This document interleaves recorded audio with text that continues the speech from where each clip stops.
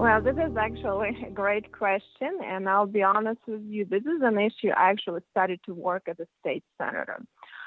I work on it, and I have a lot of constituents, and I could see what's happening in long-term care, and, I had a lot of senior friends and supporters, and a lot of them calling me. I have to literally save people's lives from nursing homes, and this is a huge issue. And I made my agency effort to say to calculate some numbers, and we spent in the state of Indiana $100,000 per person per year on long-term care through Medicaid. That's a lot of money. Actually, I had to pass a bill to make them calculate. So I said, where does the money go? It's very difficult to tell. I learned through doing some numbers, that we have a very tilted approach where there is not enough flexibility for seniors to choose if they want in-home care or if they want to go to nursing home, or what kind of facility they want to go to. So, normally we have a 2/3 in other states of our long-term care done in home care, 1/3 in nursing home. It's actually opposite in Indiana, and it's very expensive. So, and some people do need to have 24/7 care, but a lot of people need maybe just someone to come to their house and help, with some medication and make sure that they can bring some food and different things. So it's really a problem. So I look at our Medicaid and I said, we spend a lot of money, but it's not delivering values. There is not enough flexibility. So I actually put it in my bill that we have to have more transparency. We have to have better auditing of nursing homes, because it's really, some of them are in a pretty bad shape. It's unacceptable what's happening. And we have to have more choices for seniors as part of our Medicaid. Well, I didn't realize what a tough of a battle it is, and we started to work on it. And I was told that we need to when we have a budget session in this year, we have to really revisit that. So what I hope, so that this trend will continue, and seeing what's happening in nursing home, there is going to be much more pressure to deal with this as an urgent issue. There's going to be much more contribution of different legislators to this issue too. And from my perspective, I'm successful with at the federal level. I will work with the state to provide more flexibility at the federal level, that Indiana can have some waivers and have some better options to deliver better values through Medicaid and long-term care. Because right now it's so heavily regulated, so much money is wasted in bureaucracy, and it doesn't help the people. I mean, this is a great example. Our Medicaid or our Department of Child Services, we spend $50,000 per child per year. I said we can send people to Harvard Business School, all these kids, for $50,000 a year. All of these programs are very expensive. A lot of money is spent.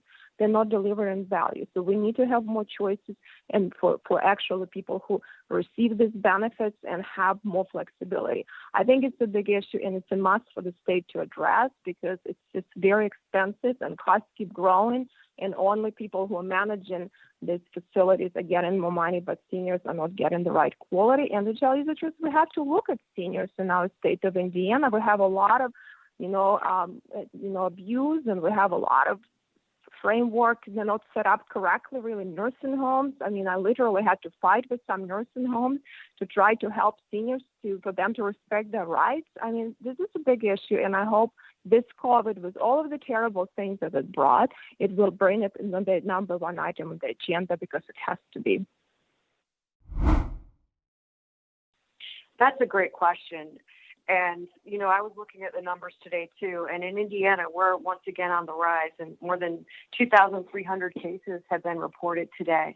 And it's been clear from the very beginning that our long-term care facilities have been hit hardest. And something that we need is transparency and the release of the vital information that we need to ensure that people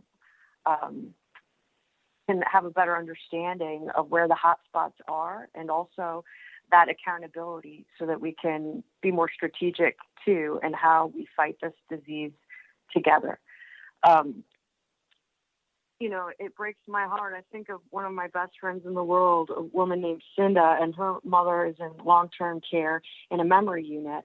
And for Cinda not to be able to see her mom and just let her know that in her last years of life that she's on her own and not being able to understand why, it's heartbreaking. And so many people here and around our country and around the world are facing this. But here in Indiana, we have got to increase CMS's funding for nursing home surveys, which will help nursing homes identify vulnerabilities and improve infection control processes for COVID and for other diseases. I actually was in a one-on-one meeting with the CEO of Eli Lilly, and he said to me, Christina, the next pandemic, it's not a matter of if, but when. Not a matter of if, but when. And I think one of the lessons COVID has taught us, too, is just how fragile our systems are, and particularly as they relate to the elderly and other vulnerable populations. I'm going to work to ensure that seniors who need care at home as well can receive it in order to reduce waiting lists and crowding at senior care facilities.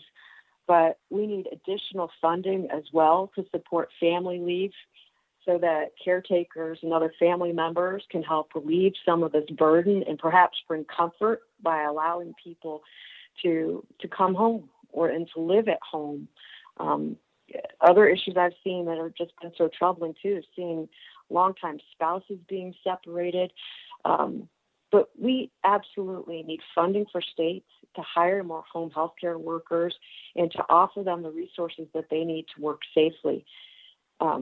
We need clear protocols as well so that we know what safely means and so that everyone is adhering to a very high standard of care. And I'd also just like to add that we need to increase funding for nutrition programs, which is a big piece of staying healthy as well.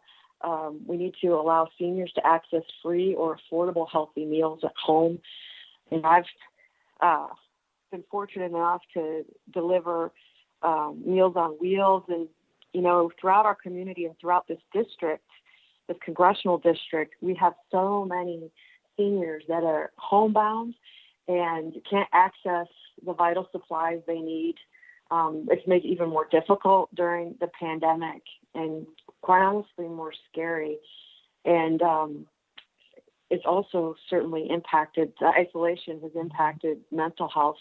And clearly we need more robust mental health services as well.